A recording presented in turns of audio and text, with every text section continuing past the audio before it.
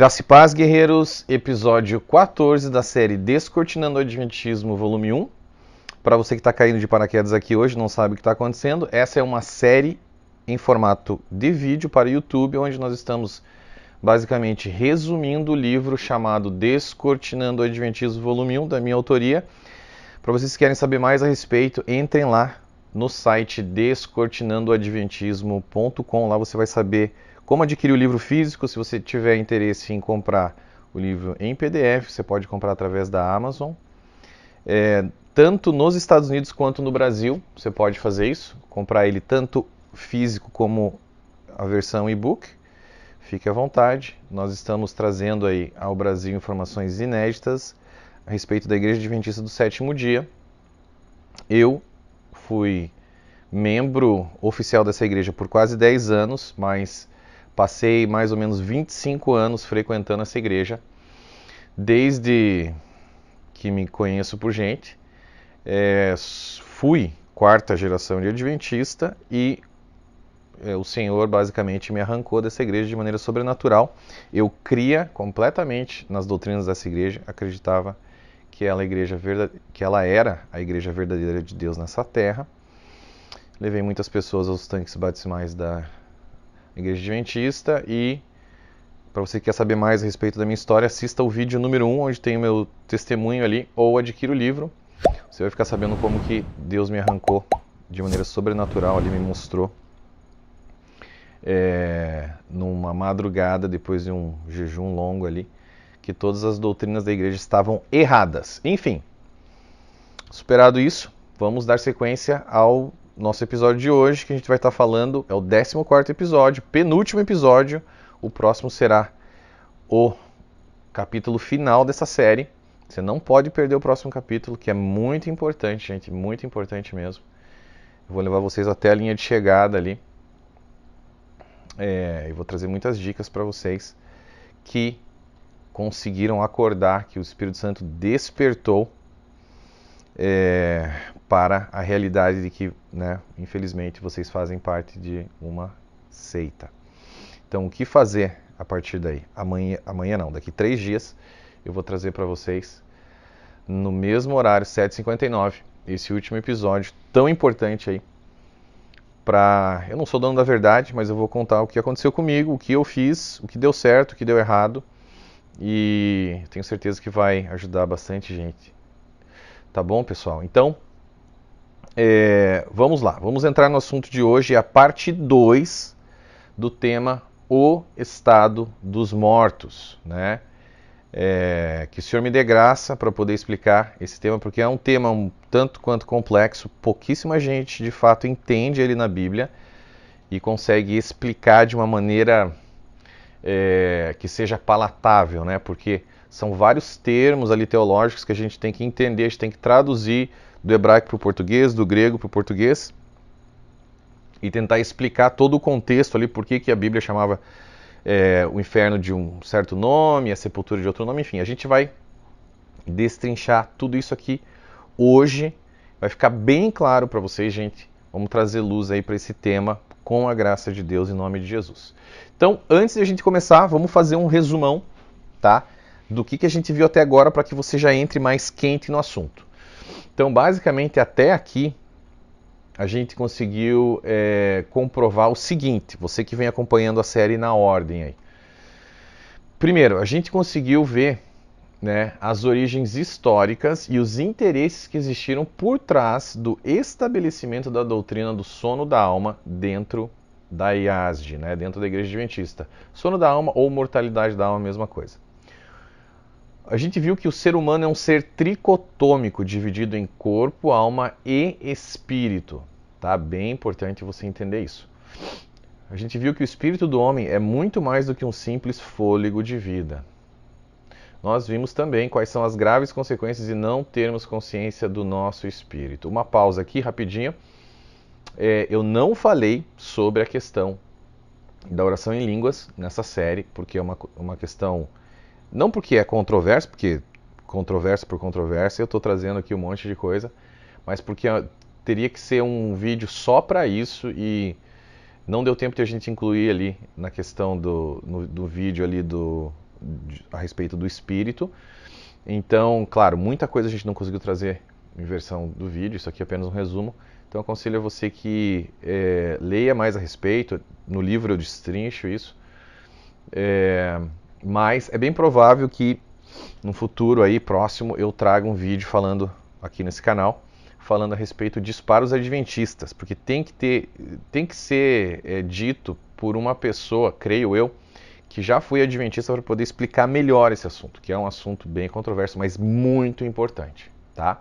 Bom, dando sequência, o que mais que a gente viu ali? Os reais motivos por trás das fortes ameaças de Ellen White contra aqueles que acreditam na doutrina da imortalidade da alma. A gente descortinou isso aí também. A gente viu também o contexto bíblico sobre o eufemismo usado na palavra dormir dentro do contexto de morte na Bíblia.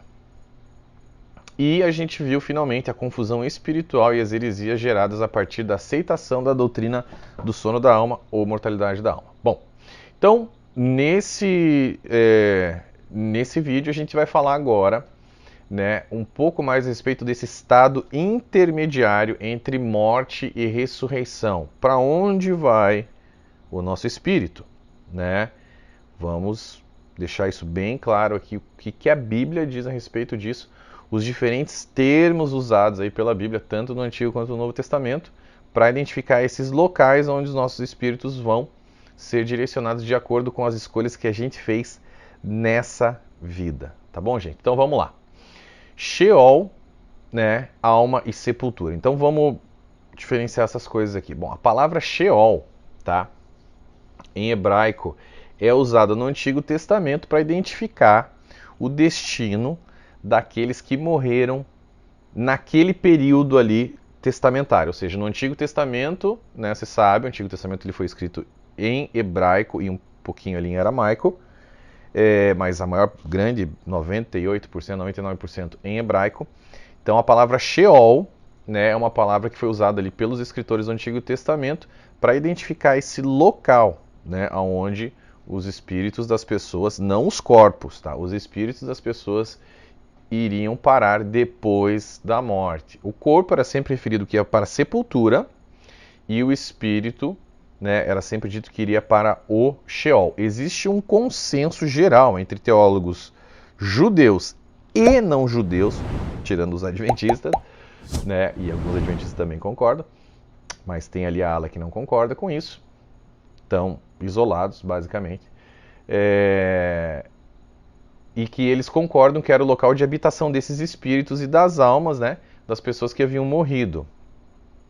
Então, gente, vamos ver alguns comentários, só para dizer que eu não estou inventando, vamos ver alguns comentários de pessoas aqui muito sérias que falam a respeito disso. Você pode também ver outros comentários ali no livro, tá? Outras citações. Vamos lá. A literatura rabínica atual e passada concorda que a alma está consciente após a morte. O Talmud reconhece um tipo de estado intermediário da alma entre morte e ressurreição. Vamos lá. O renomado estudioso de Princeton, B.B. Warfield, afirma que não há hesitação em entender com toda a convicção que Israel, desde o início de sua história registrada, tem acalentado a posição mais firme da persistência da alma na vida após a morte. O corpo está deitado na sepultura e a alma parte para o Sheol. Outro ali, do Novo Dicionário da Bíblia. No Antigo Testamento, o homem não deixa de existir na morte, mas a sua alma desce ao Sheol. Vamos lá. Keil e Delitz. Sheol denota o lugar onde as almas que partiram são reunidas após a morte. Então, assim, tem vários comentários, tá? Esses são apenas alguns deles, que deixa claro ali que essa crença estava fora de questão para os escritores do Antigo Testamento. Todos eles tinham uma concordância a respeito disso. As almas e os espíritos, alma e espírito, nesse sentido seria uma coisa só. Não é, na verdade, mas vocês entenderam, vai tudo para esse local chamado Sheol e o corpo vai para a sepultura, tá? O que acontece, gente?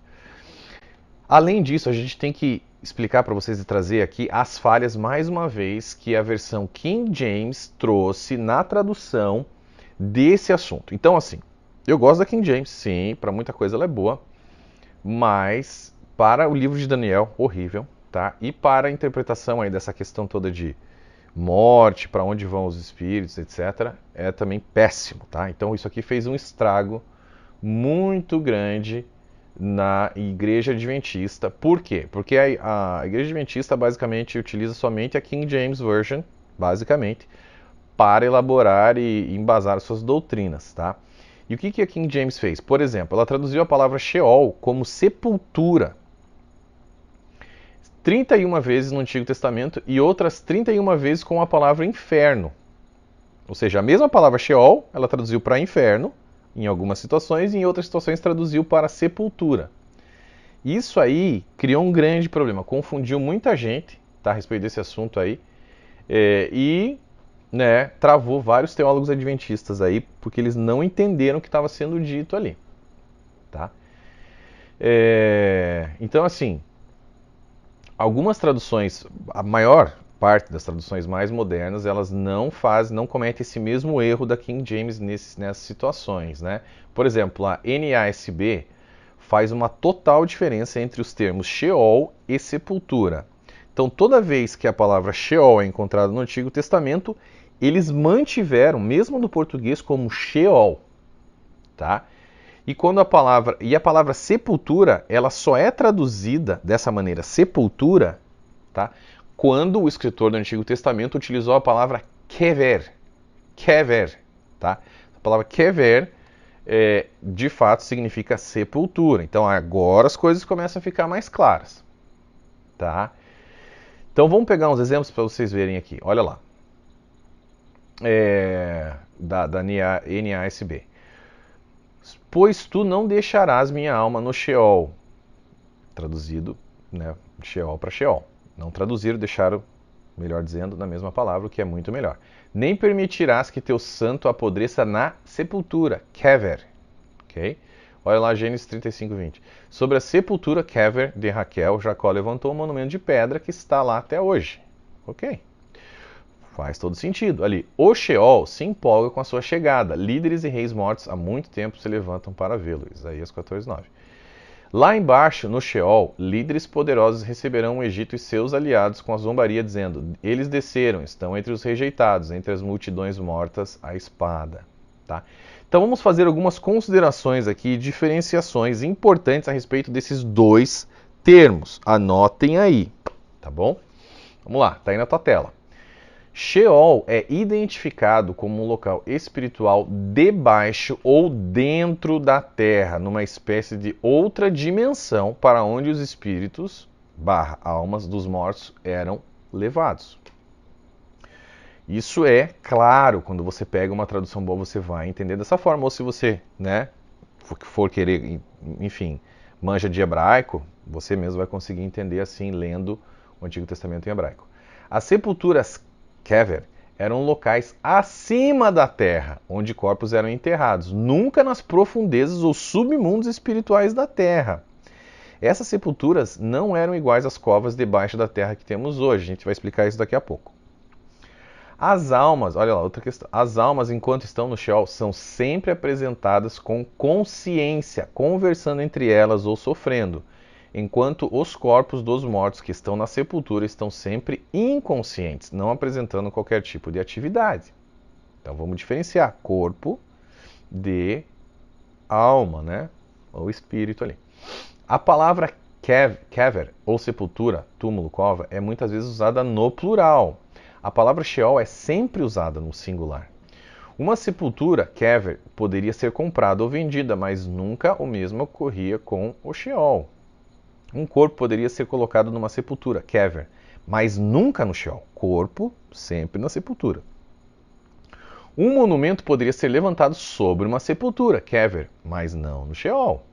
Uma sepultura, kever, poderia ser aberta ou fechada por um ser humano, o que era impossível ocorrer no Sheol.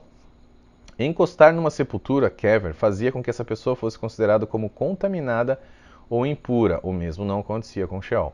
Uma sepultura, kever, poderia ser escolhida enquanto no Sheol não havia poder de escolha. Uma sepultura poderia ser visitada, decorada, destruída ou até mesmo saqueada, enquanto nada disso ocorria com o Sheol, tá?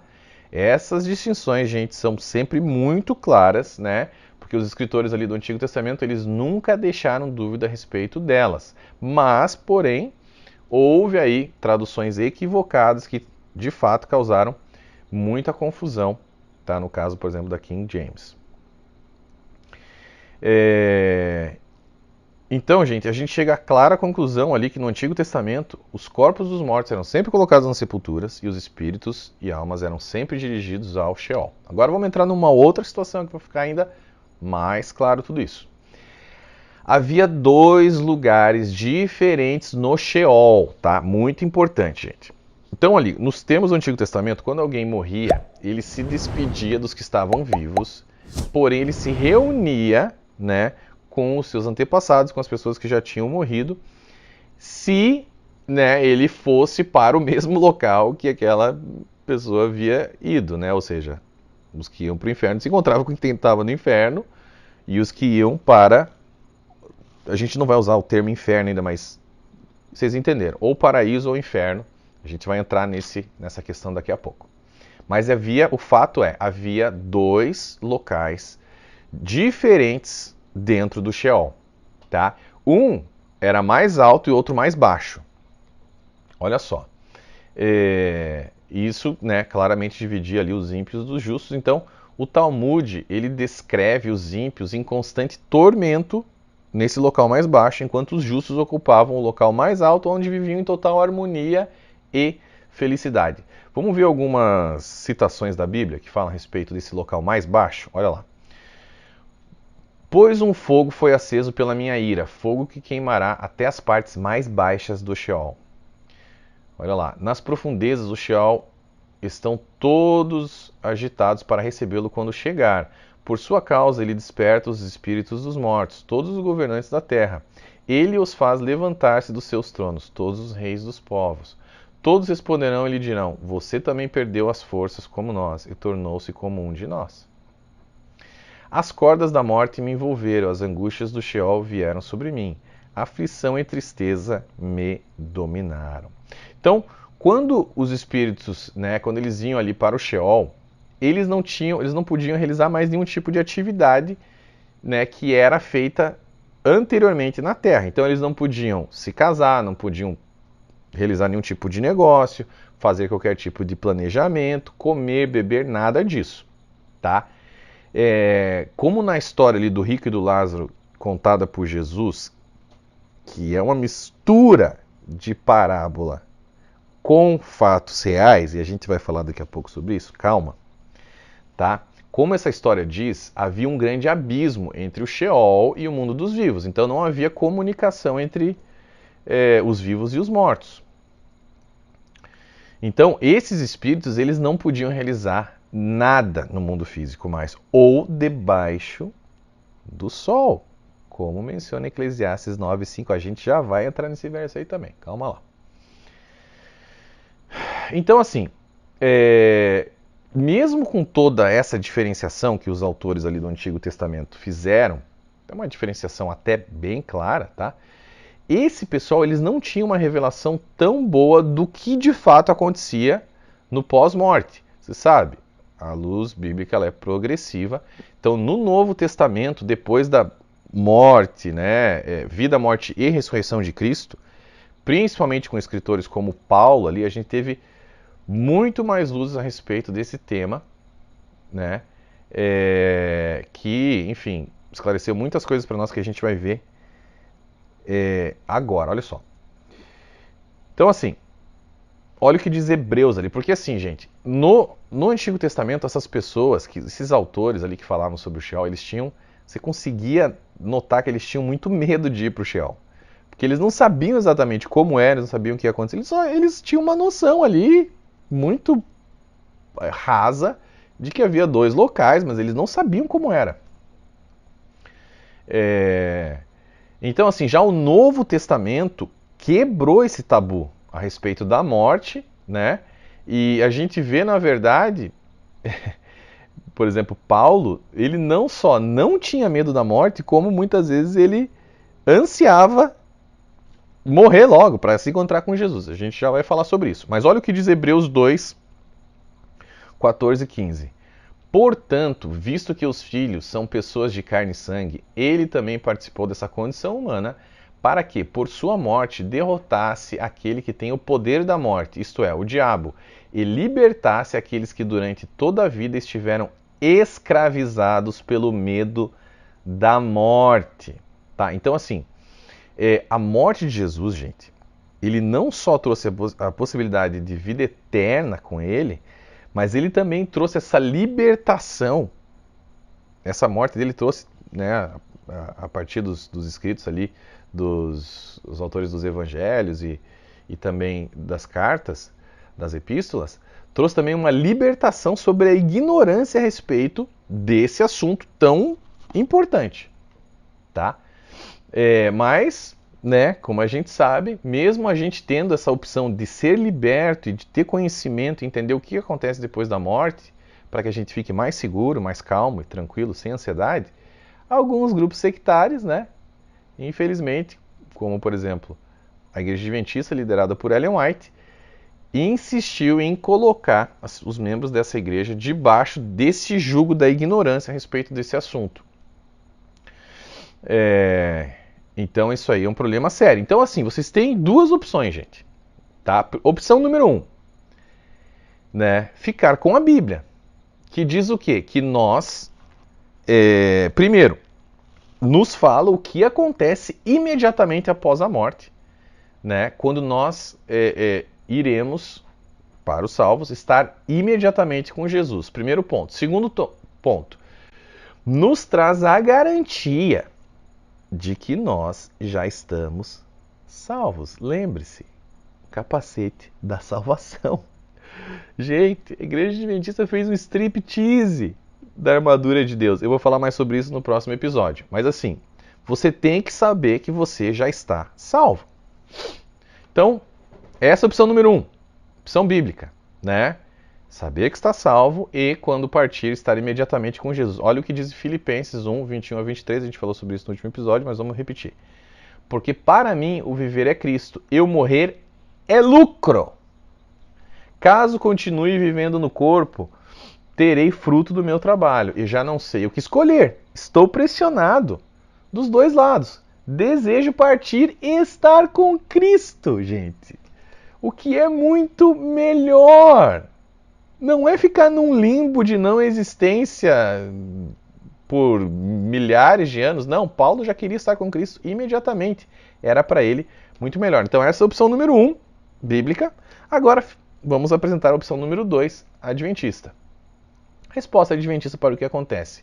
Após a morte, é que entraremos numa espécie de escuridão espiritual, um limbo onde a gente está dormindo, algo tipo um sono constante, que a Bíblia não corrobora de maneira nenhuma, tá? E além disso, Ellen White faz questão de condenar todo aquele que pensa estar seguro em sua salvação. Então, nessa segunda opção, né, o adventista ali, ou a pessoa que escolher essa opção, vive uma vida extremamente ansiosa, sem nenhuma segurança de saber o que irá ocorrer logo após a sua morte, né? E a grande surpresa será se ele estiver no céu. Olha isso. Isso você pode... Você que é adventista sabe. Isso é constantemente ensinado para nós. Então, tá aí, gente. Opção 1, opção número 2, façam as suas escolhas. Tá? Bom, vamos dar continuidade aqui ao estudo. O significado da palavra Hades no Novo Testamento. Então, assim, a palavra Hades... Tá? Você com certeza já ouviu falar. É a palavra grega utilizada no Novo Testamento para o equivalente ali à palavra Sheol, que foi usada no Antigo Testamento.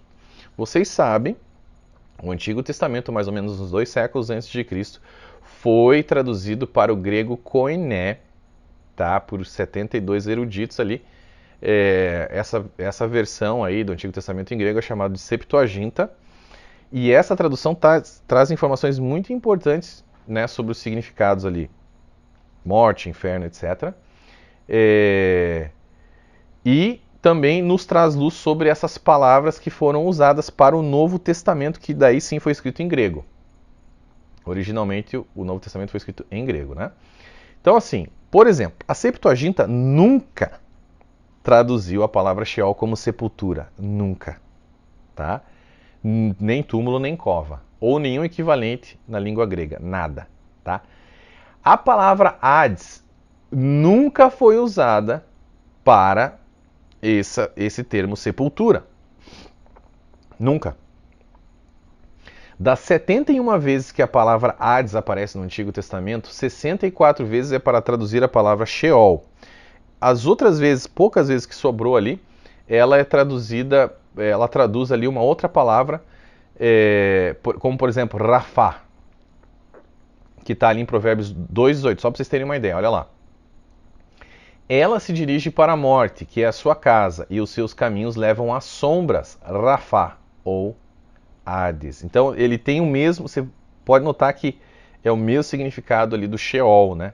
Rafá, por isso que eles traduziram por Hades. Olha lá a concordância strong do Rafá. E por que a gente está falando sobre isso? Isso é importante porque desmonta um argumento adventista que diz que toda essa tradução da Septuaginta ou dos gregos ali levam uma influência, recebe uma influência platônica ali, né? Você sabe os ensinos de Platão,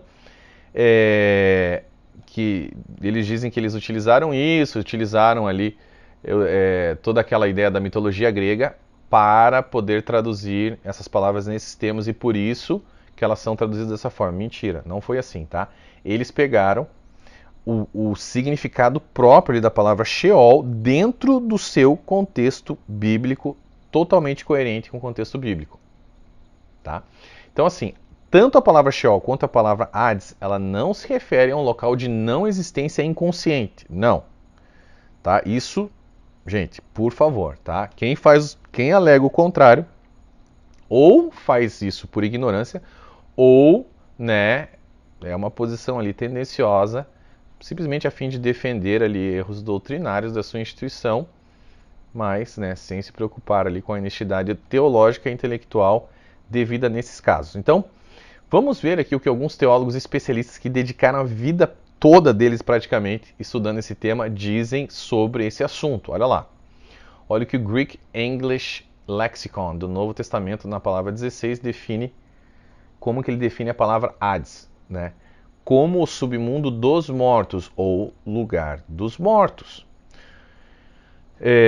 O Greek English Lexicon de Tyre, na página 11, explica que Hades deriva de duas palavras que significam invisível ou incorpóreo. Assim refere-se ao receptáculo comum dos espíritos desencarnados, né? Olha lá, o teólogo de Princeton, A.A. Hodge, né, em Teologia Evangélica, nas páginas 372 e 373, escreve: os modernos estudiosos do hebraico e do grego se unem em unanimidade em afirmar que essas palavras Sheol e Hades nunca, em absolutamente nenhuma ocasião na Bíblia, significam nem inferno, nem sepultura, mas sempre somente o mundo espiritual invisível para onde vão os mortos.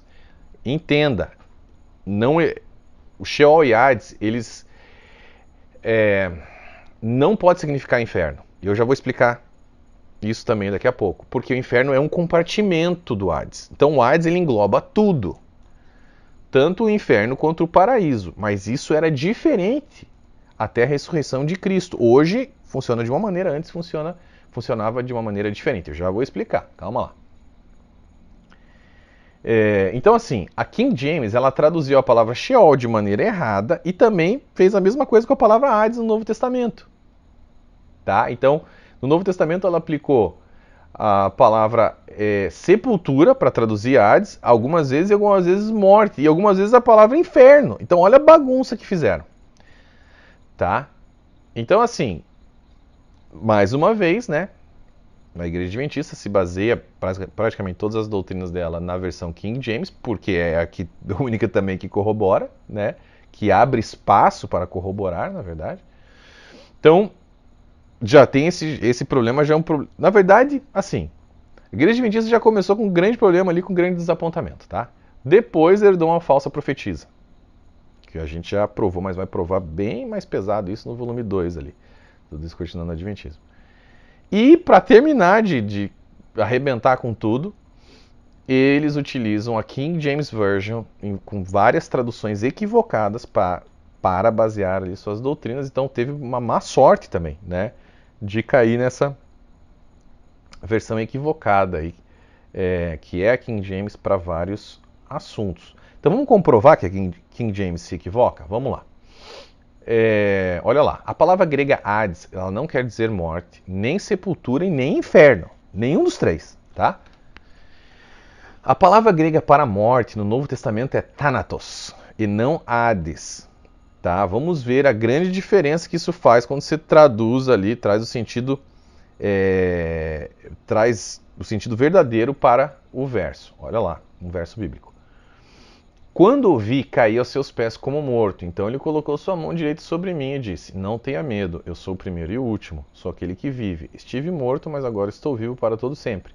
E tenho as chaves da morte, Thanatos, e do Hades, Hades. Não se traduz para nada além de Hades. Seria a melhor tradução submundo dos espíritos, digamos assim, mas para não confundir ainda mais, só deixa Hades, tá? Então, conclusão número 1, Hades não significa morte, tá? Vamos ver o segundo ponto. A palavra grega para sepultura no Novo Testamento é meneema, meneema ou mnemeion, tá? Vamos pegar um exemplo para vocês entenderem esse negócio aí. Olha lá, João 11:17. Ao chegar, Jesus verificou que Lázaro já estava no sepulcro, mnemeion.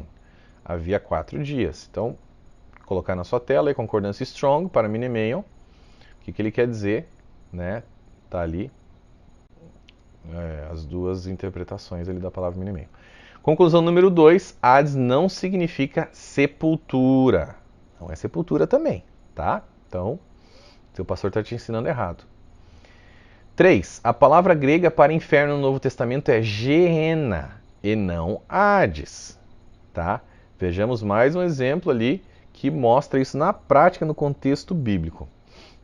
Vamos ver ali, Mateus 5:29. Se o seu olho direito o fizer pecar, arranque e lance para fora. É melhor perder uma parte do seu corpo do que ser todo ele lançado no inferno, Gehenna, tá? Olha ali, concordância strong. Gehenna, ou Gehenna de fogo, traduz-se como inferno, isto é, o lugar da punição futura. Designava originalmente o vale de Inom, ao sul de Jerusalém, onde o lixo e os animais mortos da cidade eram jogados e queimados. É um símbolo apropriado para descrever o perverso e sua destruição futura. Então não deixem te enganar dizendo, não, aquilo lá era só um lixão de Jerusalém. Era um lixão, mas era um símbolo que eles utilizaram para descrever, né, de uma maneira mais apropriada como que o que ocorreria depois ali da morte com relação aos ímpios.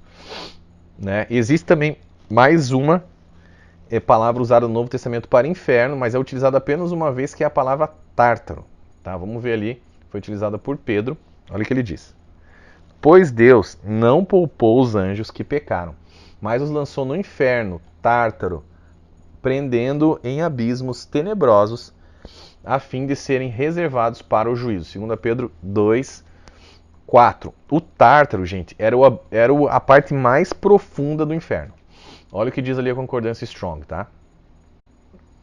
O abismo mais profundo do inferno, nome da região subterrânea sombria e escura, considerada pelos antigos gregos como habitação dos ímpios mortos, onde sofrem punição pelas suas más obras, corresponde ao Gehenna dos judeus.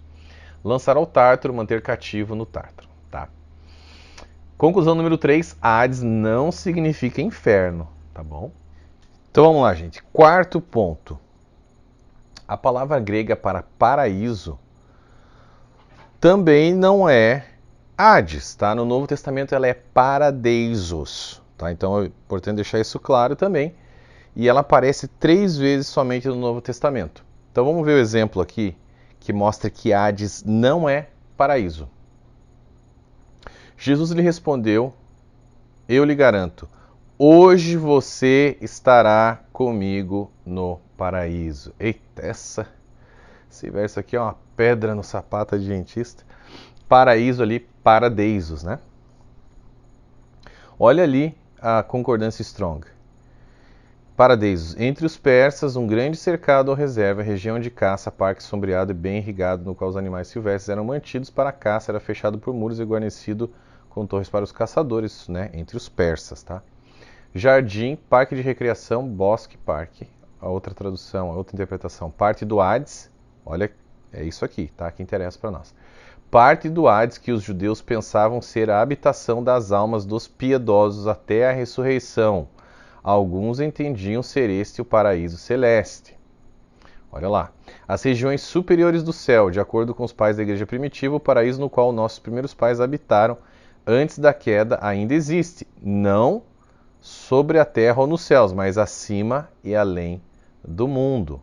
Quinta interpretação, céu, paraíso. Bom, conclusão número 4. Hades não significa paraíso. Bom, gente, então a gente conseguiu estabelecer, né, claro, de uma maneira resumida, mas creio eu que de uma boa forma aqui, que o que Hades não significa, tá? E essas 4 coisas não significam Hades, tá? Porque foi feita uma grande confusão sobre esse assunto, é importante que fique claro aí. Hades não é nenhuma dessas coisas. Mas afinal, o que então quer dizer o Hades, Gleison? Bom, a palavra Hades, gente, ela foi usada ali pelos tradutores do Antigo Testamento, do idioma hebraico para o grego, na Septuaginta, como substituto da palavra Sheol, tá? Então ela incorpora o significado da palavra Sheol, porém ela expande esse conceito ainda mais no Novo Testamento, né? Pelo fato de que Jesus ali trouxe muito mais revelação. Jesus e os outros escritores do Novo Testamento trouxeram mais revelação a respeito desse tema, tá? Então, você sabe, no Antigo Testamento o pessoal tinha medo ali, os autores do Antigo Testamento tinham medo desse lugar, né? Do Hades ou do Sheol. Já no Novo Testamento a gente vê o contrário, a gente vê que o pessoal ali estava até querendo ir logo para esse lugar, né?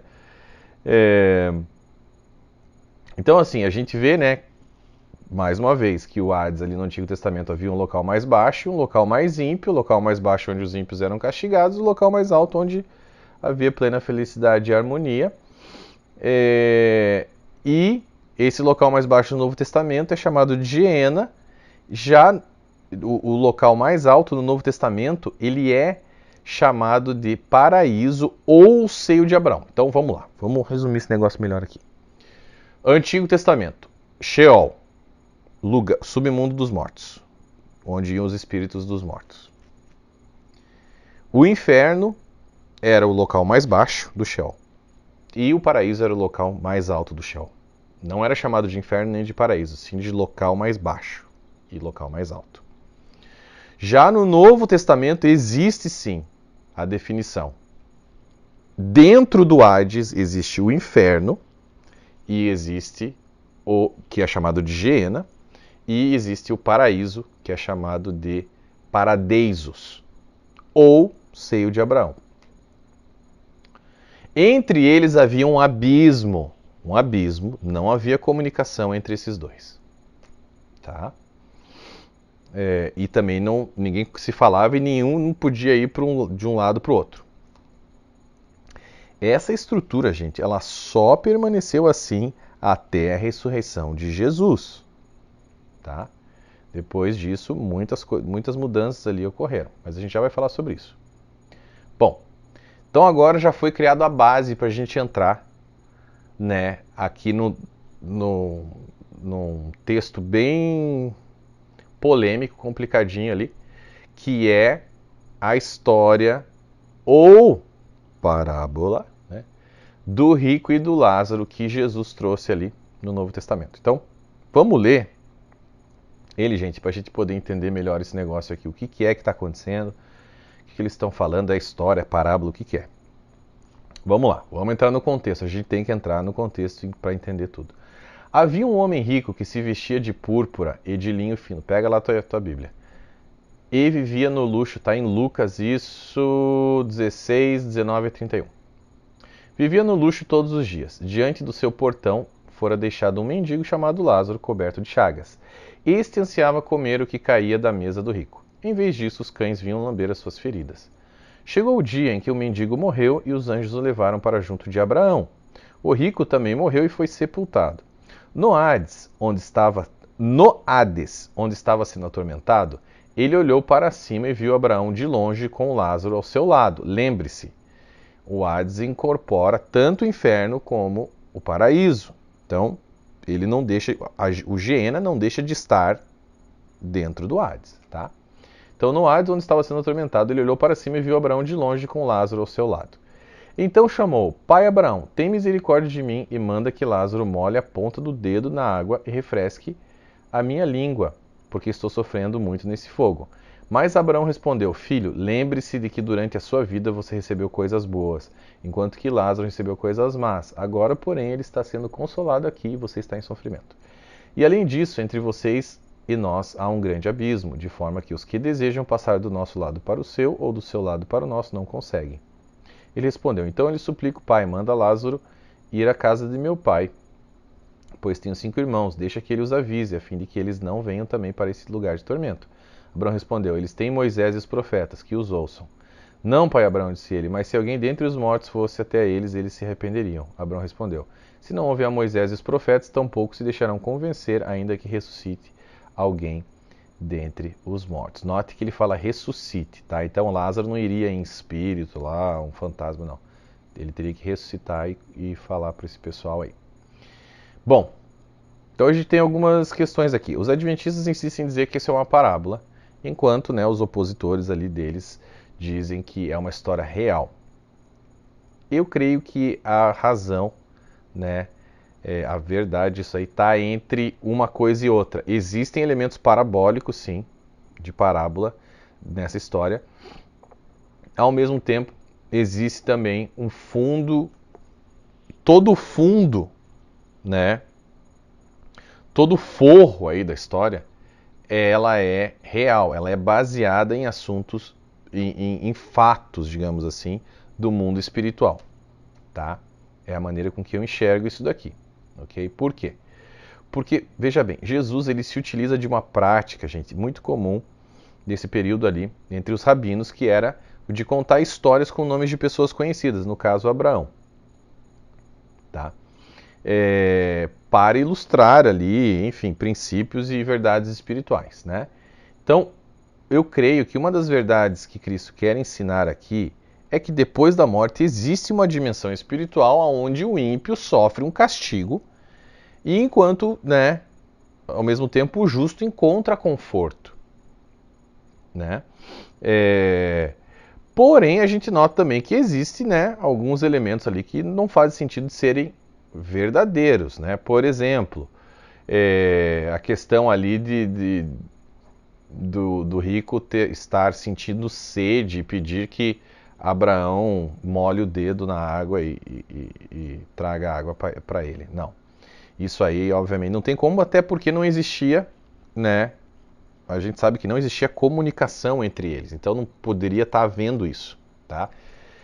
Então, de fato, existem os dois ali. Claro que também existem outros ensinamentos, a questão ali, né, de que não, o cara pode fazer o maior dos milagres, né? Se a pessoa não quiser, pode até um morto se ressuscitar e trazer essa verdade para ele. Se ele não estiver aberto ali a receber essa verdade, nada vai adiantar. Então, Abraão, no caso, diz ali, eles têm os profetas e a Bíblia, no caso, né? Enfim. Então, gente, até a morte de Jesus, tá?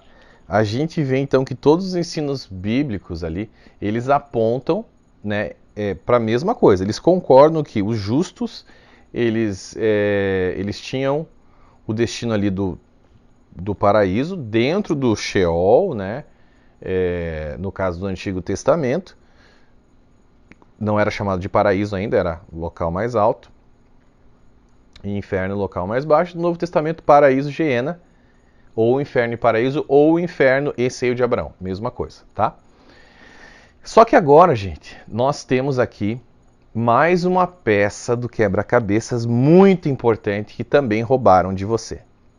Que é o quê? O relato do ladrão na cruz ao lado de Jesus. Olha lá o que Jesus disse.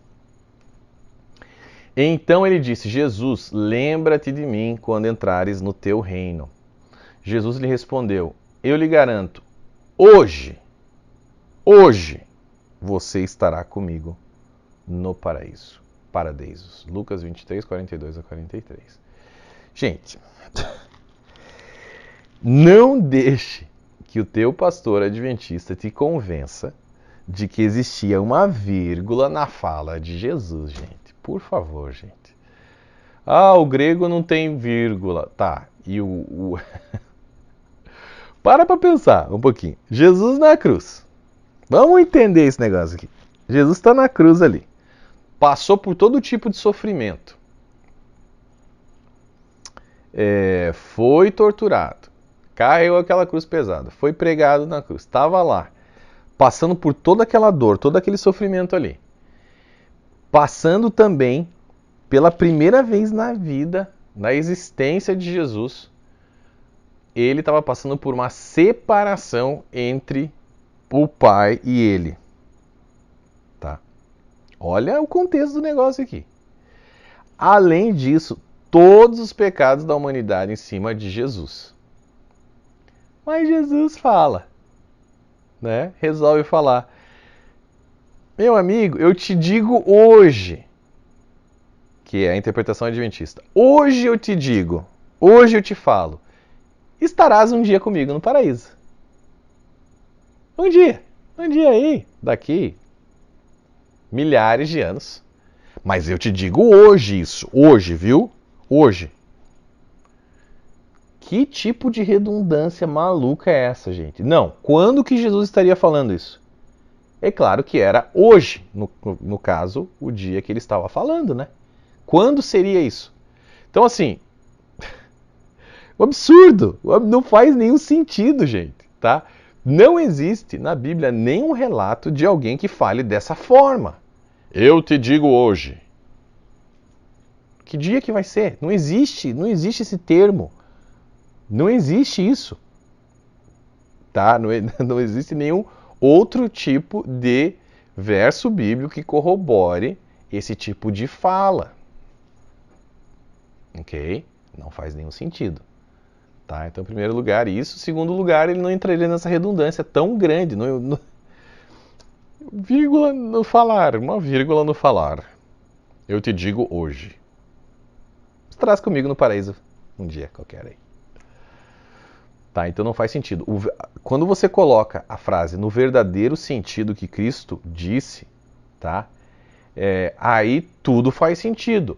Eu lhe garanto, hoje você estará comigo no paraíso.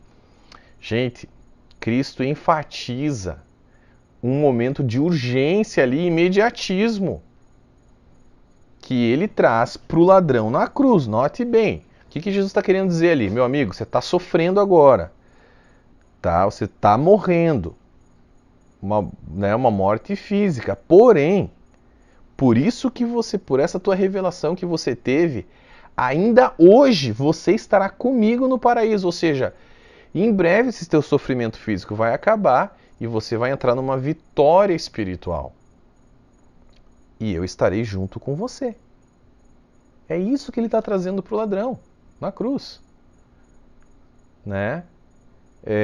E esse tipo de revelação, essa segurança, tá? É a mesma segurança que ele quer trazer para nós, gente. É a mesma segurança. Meu filho, minha filha, você pode estar passando por um sofrimento agora. Imagine uma pessoa no seu leito de morte. Tá? Imagine uma pessoa pensando no seu parente. O cara está lá deitado na cova dormindo. Não, gente. Já está com Jesus no paraíso. Tá? Ele quer trazer essa segurança para nós. Quem não tem interesse que você saiba disso é o inimigo de Deus, é o inimigo nosso, o próprio diabo. Então, né, ele influenciou algumas pessoas para fazer com que você pense dessa maneira, não tenha segurança da tua salvação, não saiba para onde você vai, tá? Mas assim, gente, vamos voltar e falar do Hades, né, mais um pouco. Então, quando Cristo morreu, tá, ele morreu dentro das mesmas circunstâncias dentro da mesma estrutura que todo mundo antes dele havia morrido, e ele foi para o Hades, que não é o inferno. Dentro do Hades existe paraíso e inferno. Ele foi para o paraíso e ali, né, estava também o ladrão na cruz, conforme ele havia prometido. Tá? Mas aí o que aconteceu? Olha só como alguns versos que falam sobre isso. Olha lá. Atos 2:31. Prevendo isso, Davi falou da ressurreição de Cristo, que a sua alma não foi deixada no Hades. Hades, dimensão espiritual dos mortos. Nem a sua carne viu a corrupção na sepultura. Olha a diferenciação. Sepultura, a carne dele não viu a corrupção na sepultura. Claro que eu estou colocando entre parênteses aqui para você entender. Mas a alma dele não foi deixada no Hades, que é a dimensão espiritual dos mortos. Ora, se a alma de Jesus não foi deixada no Hades, tá? Isso quer dizer que ele foi até lá. Mas ele não permaneceu lá. Olha um outro verso aqui interessante. Pois Cristo também sofreu por nossos pecados, uma vez por todas, embora nunca tenha pecado, morreu pelos pecadores a fim de conduzi-los a Deus. Sofreu morte física, mas foi ressuscitado pelo Espírito, por meio do qual pregou aos espíritos em prisão, aqueles que, muito tempo atrás, desobedeceram a Deus quando ele esperou pacientemente, enquanto Noé construía sua embarcação. 1 Pedro 3, 18-20. Então, o que Pedro deixa claro ali? Que Jesus sofreu uma morte física e em seguida ele foi pregar aos espíritos em prisão, que se encontram onde? Se encontravam no Hades. Né? Esses espíritos haviam desobedecido a ordem de Deus com relação ao dilúvio. Eu não vou entrar muito pesado nesse detalhe, nesse verso aqui, porque ele pode estar falando dos anjos que estavam presos também no Hades. Ou ele pode estar falando sobre todos os espíritos que desobedeceram ali. Ambas as interpretações podem estar corretas. Eu tenho uma tendência a crer que eram os espíritos das pessoas, tá? Que estavam ali no Hades. E, se houve, após a pregação dele, algum arrependimento por parte desses espíritos, a gente não pode afirmar, tá? Mas o fato é, Cristo foi e pregou para esses espíritos que estavam no Hades. Isso é fato, tá? Olha um outro verso que fala a respeito disso. Por isso as boas novas foram anunciadas até mesmo aos mortos, pois, embora estivessem destinados a morrer como todo ser humano, agora vivem para sempre com Deus pelo Espírito. 1 Pedro 4:6. Como é Pedro que está falando de novo, tá? E na mesma carta, então ele fala ali, as boas novas foram anunciadas até mesmo aos mortos. Isso que me leva a crer que ali no capítulo anterior ele estava falando das pessoas e não dos anjos que estavam ali no Hades, tá? Então Cristo levou as boas novas do Evangelho para esse povo que estava no Hades. E quando a gente junta esses dois textos, a gente vê o quê? Que muitas pessoas que estavam ali não tinham ideia, eram ignorantes, a respeito dessas verdades de Deus do Evangelho. Então Jesus levou essas boas novas do Evangelho para essas pessoas para que eles tomassem uma decisão consciente a respeito da onde eles queriam passar o seu destino eterno, e agora as pessoas que decidiram favoravelmente a isso estão com Deus, vivem para sempre com Deus no céu. Tá, gente? Então, assim, a gente também tem que falar sobre a transição do antigo seio de Abraão ou paraíso para o terceiro céu, porque a gente sabe que agora o paraíso não está mais no Hades. O paraíso agora está no terceiro céu. Então houve uma transição aí, um período de transição, onde o seio de Abraão ou o antigo paraíso foi elevado ao terceiro céu. Olha o que Efésios 4:8-9 diz. Por isso é que foi dito, quando ele subiu em triunfo às alturas, levou cativo muitos prisioneiros e deu dons aos homens. Olha lá, o que significa ele subiu, senão que ele também descera às profundezas da terra? Aquele que desceu é o mesmo que subiu acima de todos os céus, a fim de encher todas as coisas.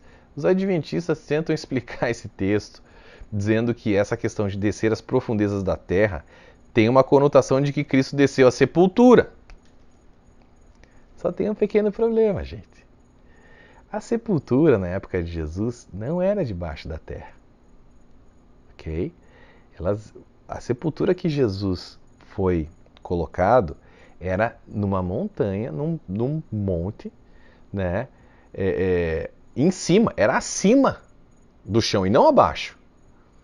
Então era assim, digamos, um buraco, né, numa montanha, onde o corpo dele foi colocado e depois uma pedra foi rolada ali na frente. Era muito comum ter túmulos assim naquela época. Não era debaixo da terra. Muito menos nas profundezas da terra, tá? Então não é isso que o escritor ali, que Paulo está querendo dizer com esses versos, ok? Qualquer pessoa com mínimo de conhecimento da história judaica ou da história de Jesus sabe disso, tá? Então assim, o local de sepultamento de Jesus era uma bancada interna na parede lateral de uma montanha. Então, por favor, gente, tá? Então, assim, o que aconteceu? Paulo diz que ele levou junto com ele, Cristo levou junto com ele muitos prisioneiros. Ele levou cativo o cativeiro, né?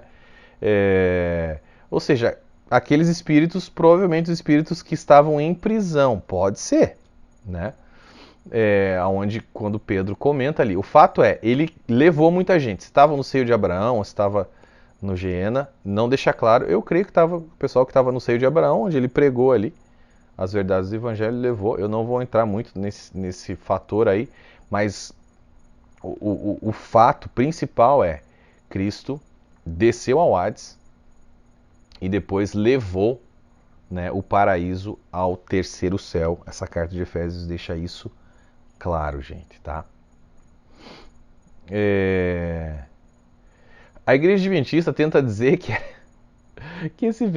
aquele verso de Pedro, né, dos espíritos em prisão, era o Espírito Santo pregando para aquele povo naquela época, gente. Não, não é isso, tá? Quando você junta as partes do quebra-cabeça, você vê que não é isso que Paulo está falando, não tem nem que Pedro está falando, não tem nem como. Então você tem que juntar o que Paulo falou, o que Pedro falou, o que Jesus falou, e aí você junta as partes do quebra-cabeça e entende. Então, para finalizar, olha o que Paulo fala sobre o paraíso agora. Conheço um homem em Cristo que há 14 anos foi arrebatado ao terceiro céu. Se foi no corpo ou fora do corpo, não sei, Deus o sabe. E sei que esse homem, se no corpo ou fora do corpo, não sei, mas Deus o sabe, foi arrebatado ao paraíso, paradeisos, e ouviu coisas indizíveis, coisas que ao homem não é permitido falar, 2 Coríntios 12, 2 a 4. Então, o apóstolo Paulo, ele esclarece aqui, gente, tá?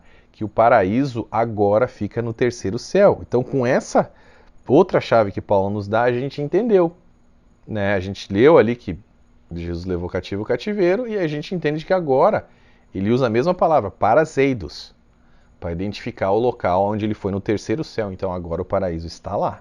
Isso é claro, tá bom, gente? Então, assim, a Bíblia deixa mais uma vez crystal clear, claríssimo, tá?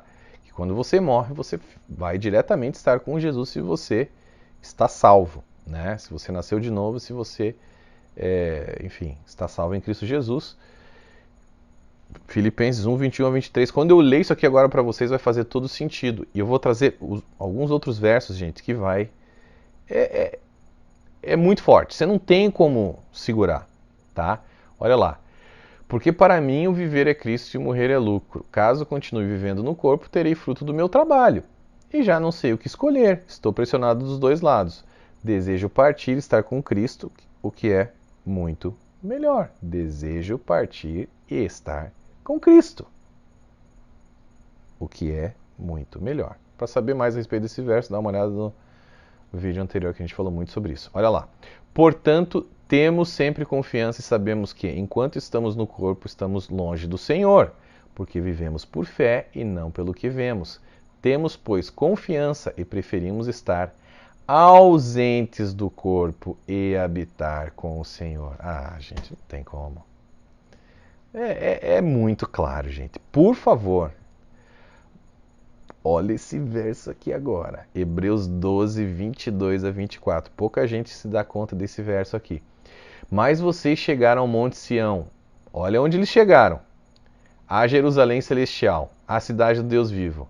Chegaram aos milhares de anjos em alegre reunião, a igreja dos primogênitos, cujos nomes estão escritos nos céus. Vocês chegaram a Deus, juiz de todos os homens, aos espíritos dos justos aperfeiçoados, a Jesus, mediador de uma nova aliança, e ao sangue aspergido, que fala melhor do que o sangue de Abel. Olha quem está lá. Os espíritos dos justos aperfeiçoados. Gente, como pode? Como pode não enxergar? Esse pessoal é doido. Não tem como. Para, cidadão, de ensinar errado aí esse povo. Por favor. Vocês sabem quem vocês são. Olha lá, Apocalipse 6:9. Quando ele abriu o quinto selo, vi debaixo do altar as almas daqueles que haviam sido mortos por causa da palavra de Deus e do testemunho que deram. Outro, vi tronos em que se assentaram aqueles a quem havia sido dada autoridade para julgar. Vi as almas dos que foram decapitados por causa do testemunho de Jesus e da palavra de Deus. Eles não tinham adorado a besta nem a sua imagem, e não tinham recebido a sua marca na testa nem nas mãos. Eles ressuscitaram e reinaram com Cristo durante 1000 anos. Então, amigos, nenhuma dessas verdades, tá, foram apresentadas para vocês pelos seus professores adventistas, ok? Isso é um absurdo, tá? Na verdade, muitos adventistas nem ouviram falar a respeito desses ensinamentos bíblicos aqui, mas a verdade é que esses ensinamentos fazem parte da crença básica cristã há mais de 2000 anos, gente. Olha o que eles fizeram com vocês, roubaram essas verdades de vocês, tá?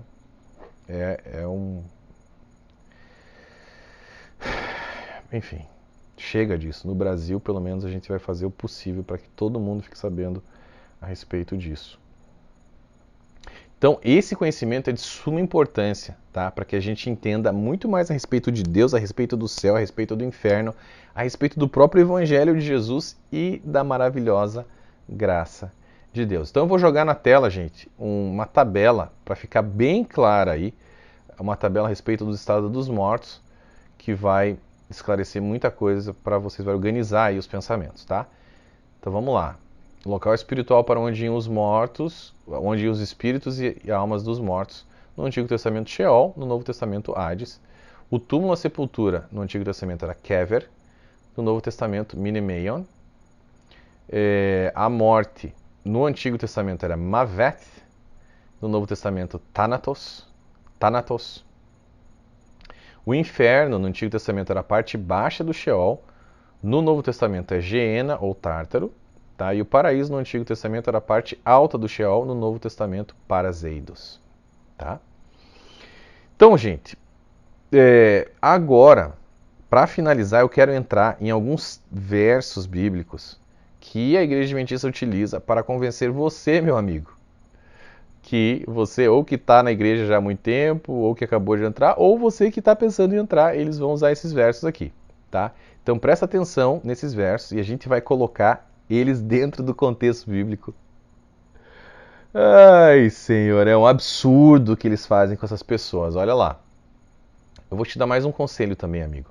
Compre uma Bíblia com letras grandes. Não compre aquela biblinha com letra pequena, tá? Porque aquilo ali vai assassinar o teu estudo bíblico. As pessoas pegam aquela Bíblia com aquela letrinha desse tamanho e já desanimam, tá? Então, o cara faz o que quiser com vocês ali, com uma biblinha dessa. Compre uma Bíblia grande, com letra grande, que seja gostoso de ler, para você ler capítulos inteiros e para que ninguém mais te engane. E, de preferência, compre uma boa tradução dessa Bíblia. Pode ser a NVI, Nova Versão Internacional, algumas outras que eu vou falar aqui hoje para vocês. Tá? A versão transformadora é boa, enfim, tem várias outras boas, eu vou trazer aqui para vocês, tá? Então vamos entrar nesses versos aqui, para que vocês entendam o que acontece. A Igreja Adventista, ela já pega o cara, pesca o peixe ali e já limpa ele, né? Limpa, na verdade, suja ele, né? Com doutrinas falsas, né?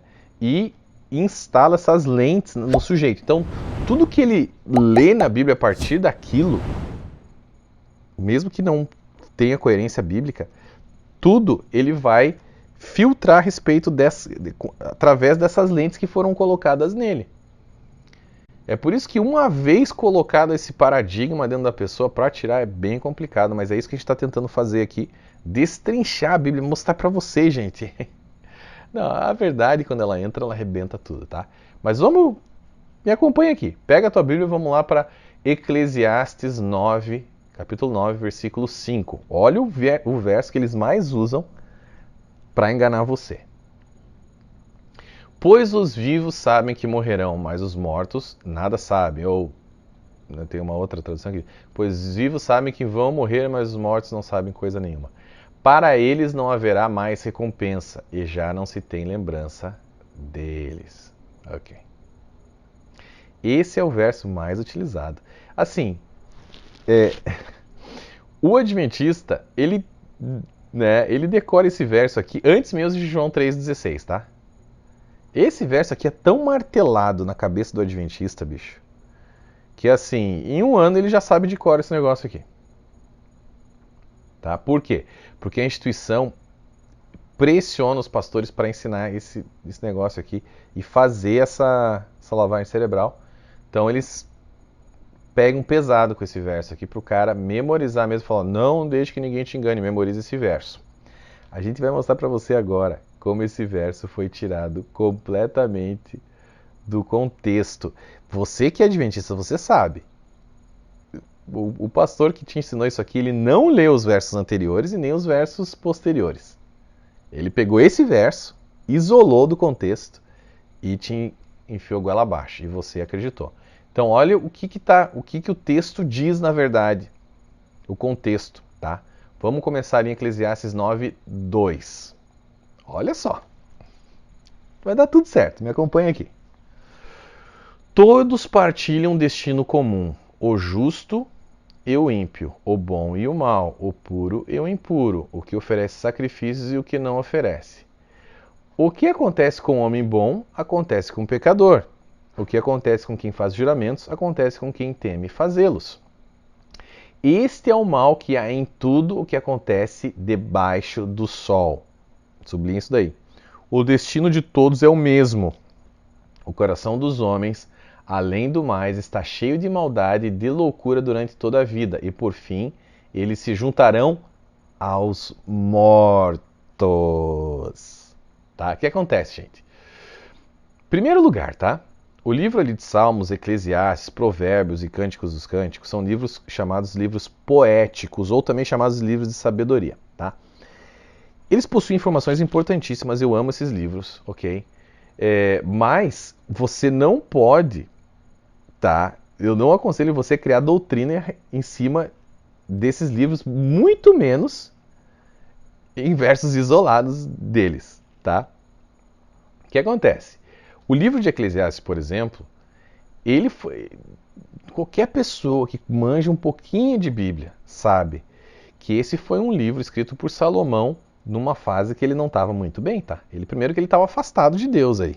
Ele estava, né? Ele não estava ali muito alinhado com Deus nessa época. Pelo contrário, estava bem corrompidinho ali, tá? Ele traz verdades, mas é uma visão depressiva a respeito da vida. Tá? Bem depressiva. Mas o fato é, o que Salomão está trazendo aqui, tá? É que você, não importa se você é justo, ímpio, puro ou impuro, bom ou mal, o seu destino é morrer. Tá? O local aqui, não, o ponto aqui de Salomão não é dizer que você vai ou para o céu ou para o inferno. Não é o que vai acontecer com o teu espírito, e sim o que vai acontecer com o teu corpo físico. Todos morrerão, tá? Então, assim, a ideia dele não é falar que o que vai acontecer com você depois da morte. Vamos continuar que você vai entender melhor o que eu estou querendo dizer. Olha lá. Eclesiastes 9:4. Quem está entre os vivos tem esperança. Até um cachorro vivo é melhor do que um leão morto. Tá? Então, assim, primeiro lugar aqui, Salomão, a gente nota que ele não sabe muito bem o que vai acontecer com ele depois da morte, tá? Estava meio inseguro. Como eu disse, os autores do Antigo Testamento, eles não tinham muita certeza exatamente para onde que eles iam. Eles sabiam que existia alguma coisa, mas eles não sabiam como que seria esse lugar aí. Revelação ela é progressiva e no Novo Testamento a gente tem muito mais luz, né? A respeito disso. Olha a diferença, né? Mais uma vez ali em Filipenses 1, 21, 23. Porque para mim o viver é Cristo e o morrer é lucro. Desejo partir e estar com Cristo, que é muito melhor. Então a gente nota a diferença, né, do conhecimento ali que foi revelado para Paulo comparado com o de Salomão a respeito disso. Tá? Mas olha lá, gente, vamos continuar. Olha lá. Pois os vivos sabem que morrerão, mas os mortos nada sabem. Para eles não haverá mais recompensa. E já não se tem lembrança deles. Para eles o amor, o ódio e a inveja há muito desapareceram. Nunca mais terão parte em nada do que acontece debaixo do sol. Então, o que Salomão está falando? Do que ele está falando? Debaixo do sol, na terra. Eles nunca mais terão nada na terra. Esse povo não tem mais acesso ao que existe na terra. Debaixo do sol significa nesse mundo físico. Agora, olha que interessante o que ele falou ali no verso anterior. Para eles não haverá mais recompensa.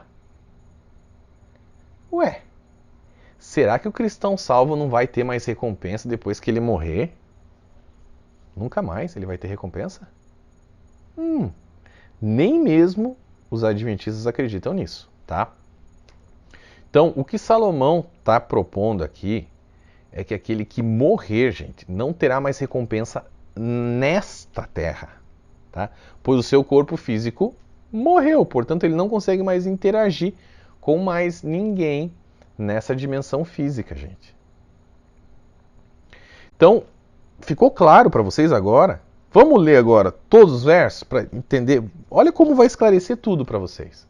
Olha lá. Todos partilham um destino comum, né? O justo e o ímpio. O justo e o ímpio têm um destino comum depois da morte? Depois da ressurreição? Tudo é o mesmo destino, gente. É o mesmo destino. Um vai para o lago de fogo, de acordo com a própria visão adventista. E o outro vai para o céu. Então ele não está falando do pós-morte. O justo e o ímpio, o bom e o mal, o puro e o impuro, o que oferece sacrifícios e o que não oferece.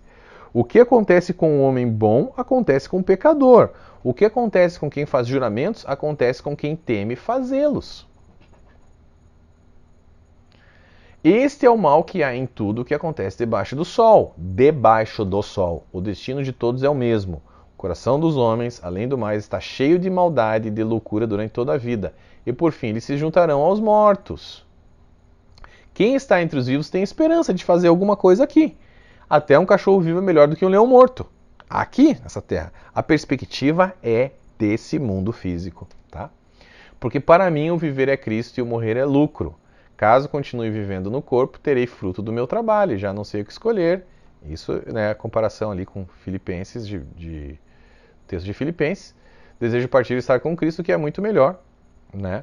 Mas, voltando ali, pois os vivos sabem que morrerão, mas os mortos nada sabem. Para eles não haverá mais recompensa, e já não se tem lembrança deles.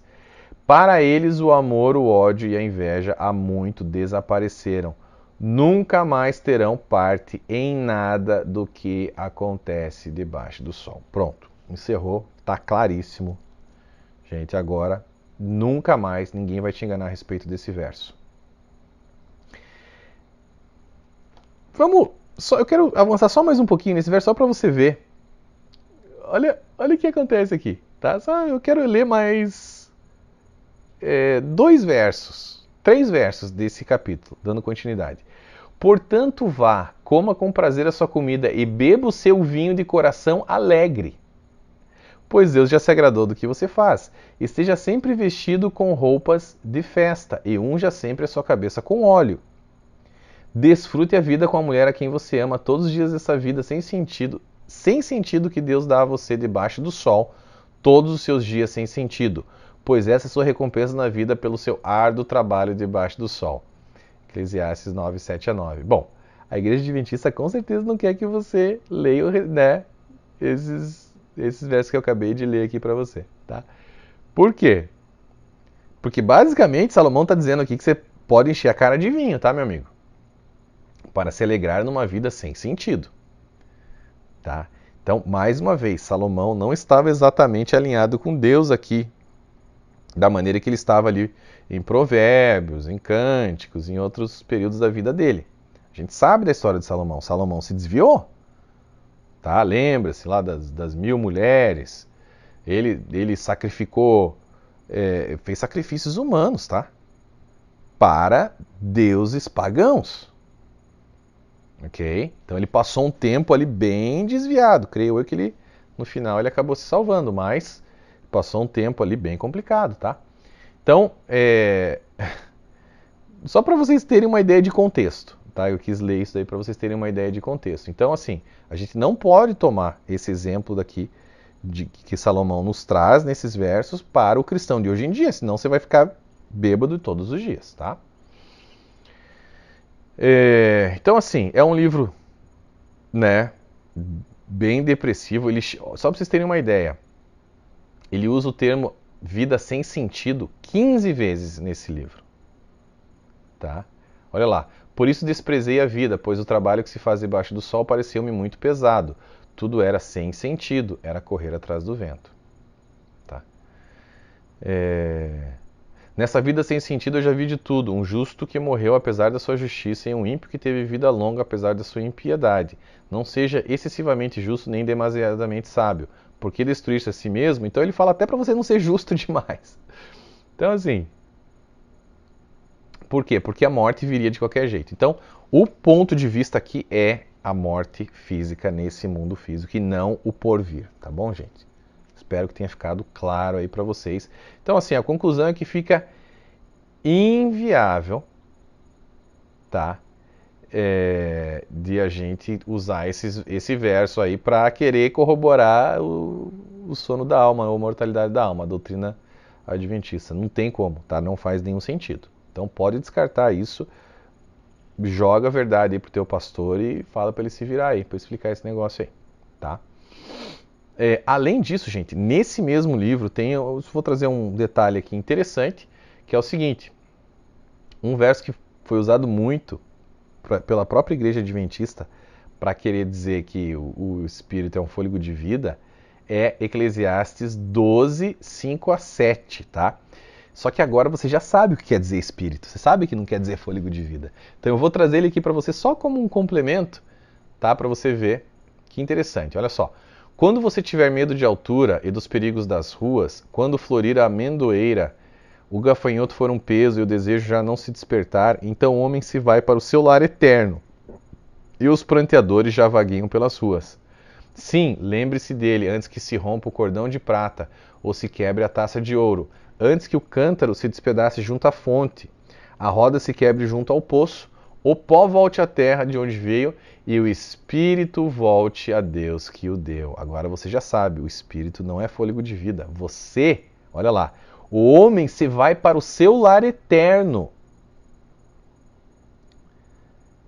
Mais claro do que isso, gente. O espírito volte a Deus que o deu.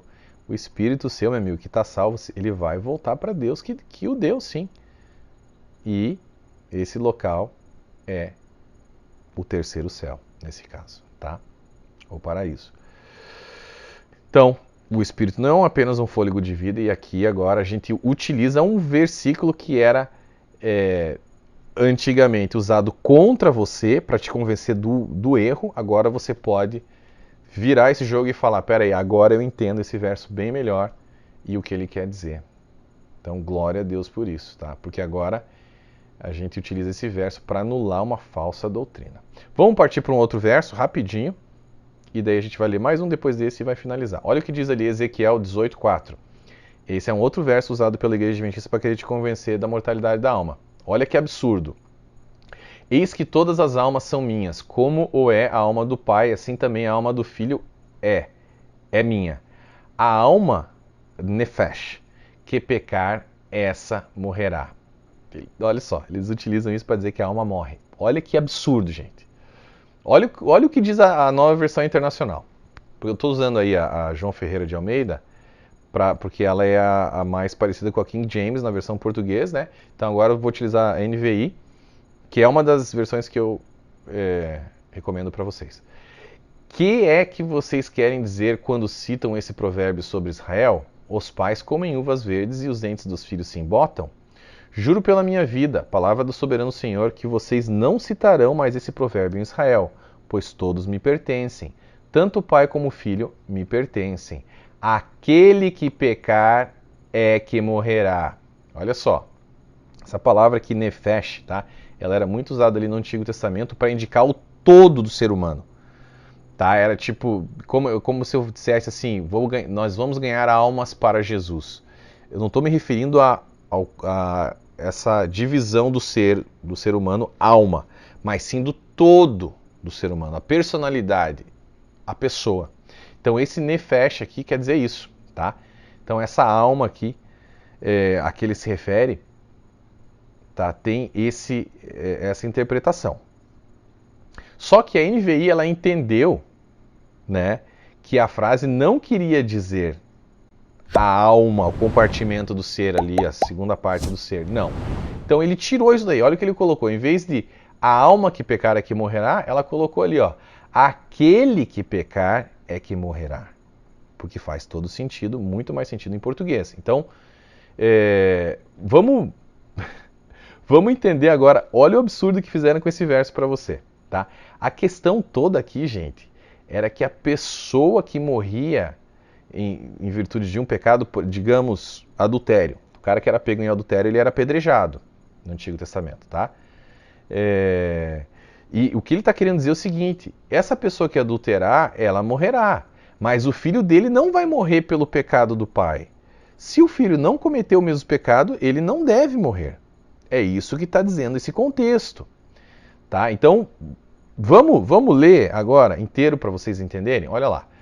Mas suponhamos que esse filho tenha a ele mesmo um filho que vê todos os pecados que seu pai comete e, embora os veja, não os comete. O filho não comete, está vendo os pecados do pai, mas não os comete.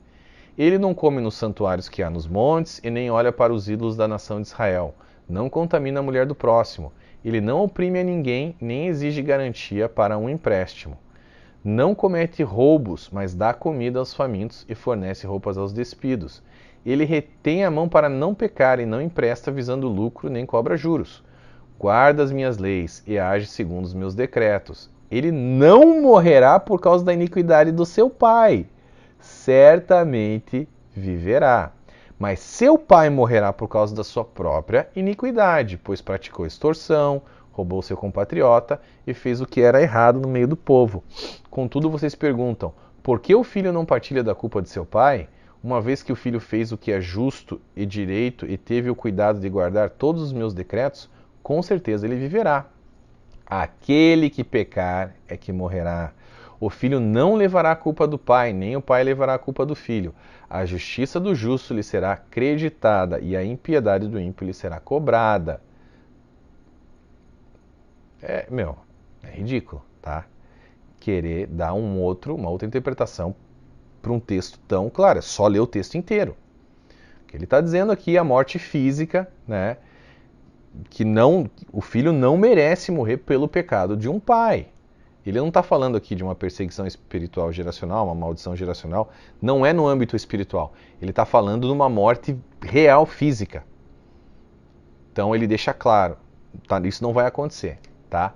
Então, tá desmontado aí, né, gente? Por favor, essa ideia ridícula de que esse texto aqui está falando que a alma morre. Não é isso. Tá? Inclusive o verso que foi baseado ali,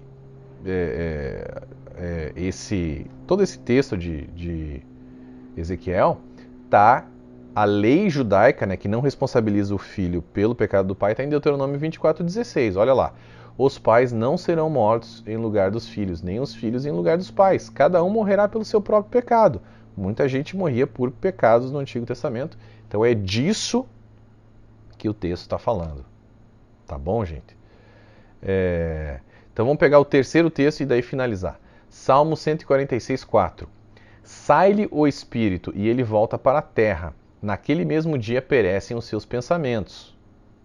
Tá? Essa é a versão João Ferreira de Almeida. É simples, gente. É só você pegar uma outra tradução melhor, tá? Que o tradutor fez mais jus ali ao seu texto original. Lembre-se, a João Ferreira de Almeida é uma versão, quase que a versão em português para King James, tá? Para KJV ali, que é King James Version. Então olha como que a NVI traz esse verso. Quando o espírito dele se vai, voltam ao pó. Naquele mesmo dia acabam-se os seus planos. Mais uma vez, está falando sobre os planos debaixo do sol, os planos na terra. Olha lá a NVT. Quando sua vida se vai, voltam ao pó e todos os seus planos morrem com eles. Planos aqui para essa terra. Olha a NAA. Sai-lhes o espírito e eles voltam ao pó. Nesse mesmo dia acabam todos os seus planos. É a mesma coisa que está falando em Eclesiastes, tá? A ideia de que não existe mais plano debaixo do sol para aquele que morreu. É a mesma coisa. Até porque Salmos foram escritos por Davi, a maioria deles, e Salomão era filho de Davi. Então ele, obviamente, absorveu muita sabedoria do próprio pai e repetiu ali nos seus livros. Tá bom, gente? Então é isso que quer dizer esses versos. Eu trago outros exemplos ali no livro, não vou falar todos eles, tem vários outros exemplos ali, mas é basicamente isso. Então, por favor, gente, não utilizem a lanterninha de Ellen White, a luz menor ali, para apontar para uma luz maior, porque essa luz, na verdade, são trevas. Olha o que diz Jesus sobre isso. Portanto, se a luz que existe em você são trevas, que grande trevas serão? Você não precisa apontar uma lanterna para o sol, muito menos uma lanterna estragada. Tá? Então, fiquem com a sola escritura, eliminem os livros de Ellen White da vida de vocês. Por favor, peguem uma tradução boa da Bíblia, estudem por vocês mesmos. Não precisam acreditar em mim, vão atrás, estudem, que vai dar tudo certo. E eu estou trazendo isso para vocês porque eu tenho plena convicção disso que eu estou falando para vocês, senão eu não escreveria esse livro, não faria todos esses vídeos aqui, não teria mudado de igreja, tá? Estaria lá, lendo os livrinhos da Ellen White. Então, gente, é isso. Aqui, hoje a gente termina, tá? Foram 14 vídeos até aqui, muito conteúdo, vocês sabem, vocês estão acompanhando aí. Que esse conteúdo que está agregando muito valor para vocês. Espero que vocês tenham gostado. Quero agradecer a audiência de vocês. Compartilhem esse vídeo com um amigo de vocês. Curtam esse vídeo, tá? Você sabe, o algoritmo do YouTube pede que vocês curtam os vídeos para que eles sejam mais divulgados. Manda para o seu amigo adventista que tem a ideia errada sobre o estado dos mortos. Pode ser que ele me xingue, provavelmente ele vai me xingar depois, quem sabe um dia, né? Ele vai entender e ver que mentiram para ele. Tá bom, gente, é isso então. Até daqui a 3 dias, às 7h59 da noite, mais uma vez. E eu vou finalizar, vai ser o último. Eu tô adorando fazer essa série, espero que vocês estejam gostando também. Vai ser o último capítulo da série e vai ser bem importante, tá? Para que você, adventista, assista, para que eu vou tentar ali, com a graça de Deus, vou tentar trazer algumas dicas para vocês sobre o que fazer depois que você descobre que você está numa seita. É complicado, tá? Mas vai dar tudo certo, gente. Fica tranquilo. Primeiro passo para sua libertação já foi dado em nome de Jesus. Deus já entrou com provisão na tua casa, vai te libertar, vai arrancar essas correntes de vocês. Aí no começo dói arrancar as correntes, mas depois ela vai trazer liberdade, porque é isso que a verdade faz. Ela traz liberdade para nós. E a verdade é uma pessoa, a pessoa de Jesus Cristo, tá? E vocês sabem, ele é o verbo, então a Bíblia, a palavra de Deus, ela é representada aí também por Jesus. Então, quando você entende a palavra de Deus certinho ali, que de fato os escritores quiseram dizer, né, você também é liberto desses falsos dogmas, falsos ensinos e de falsas profecias e de falsas igrejas, tudo que é falso. Tá bom, gente? É isso então, vou ficando por aqui. Até daqui a 3 dias, um grande abraço e fiquem com Deus.